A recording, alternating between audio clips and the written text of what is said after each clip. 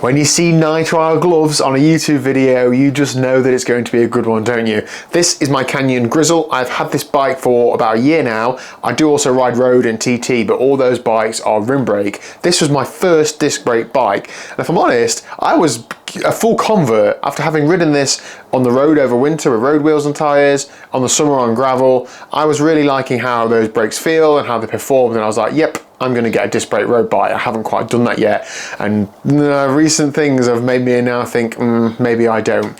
So what has happened? Well, having had the bike for about a year, done a couple of thousand miles on it, being a bigger guy, descending down a lot of hills in the Peak District in Derbyshire where I live, the brakes were shot. They were making noises, so upon further investigation, I did discover that the brake pads were in need of replacement. If this will focus, they are yeah, there's not really much left on them, and they'd worn down so much, in fact, that the carriers had even started being rubbed against the disc themselves.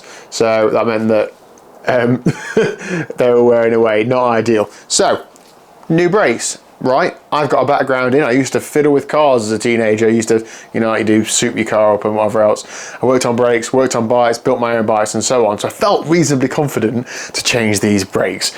In the past, I've gone out and spent about £5 on rim brake blocks. Perfect, easy. I thought, right, I know they're going to be a bit more expensive, but surely it's not that difficult. So here's what I got. So firstly, the first big problem is these are the official SRAM brake pads, and I think you should replace things with the proper ones. I know there are some aftermarket ones which might be better, but I want to just buy the ones that I knew worked. £25 a pair, so £50 for a set of brakes for the bike. And I think, well, if it's for a year of riding, it's not the end of the world, but actually compared to a £5 for 2 pairs of rim brakes, that's a big increase. And then I quickly discovered that if you're changing pads, you very often also need to flush through the brake fluid, change the brake fluid, and at the very least just run the system through so you're removing any air bubbles, the fluid's quite old and so on.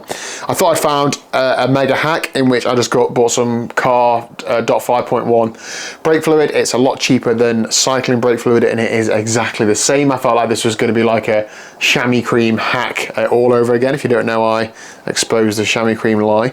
As well as that, you need the whole bleeding system, syringes, clamps, all sorts, funny little Torx things to undo the Torx bolts. It's basically about £110, £120 all in for if you want to change your brakes on your bike. I know those tools I'll be able to change in, use again in future, but that initial outlay is not cheap. Right, I'm done with the gloves now. So yeah, fine, it's a bit more expensive, but is that so much of a big problem, Daniel, really? Well, not the end of the world. However, the big problem is when I then came to fit these brakes. As I said, I'm no expert, but I do think I half know my way around. I understand how hydraulic hoses and brakes work. I understand the fluid and air and pads and all of that. So I firstly thought I'd tackle the front brake, and I've got the block you put in to put the pistons back, and I bled it several times. I've read the instructions for once, which if you're a guy, you know that you never read instructions. I've watched so many YouTube videos on how to bleed brakes. It is disgusting. My YouTube homepage is now just filled with bike DIY things, and unfortunately I've just not been able to do it. So when I first did it, I bled the whole system, put the pads in. There was either too much pressure in the system or the piston wasn't fully retracted. I couldn't turn the wheel very much, the brakes were rubbing. I did the whole caliper centering and did it a couple of times on and off, no better. I've then taken it to bits again, bled it through 2 or 3 more times, tried to get any bubbles out of the caliper, and there were some bubbles in the caliper. Got all that out, done it again. I now can't get any pressure in the front brake, so there is nothing in there, so the lever just goes fully to the bar. And I know what that means. That either means there's not enough fluid in there and too much air in the system.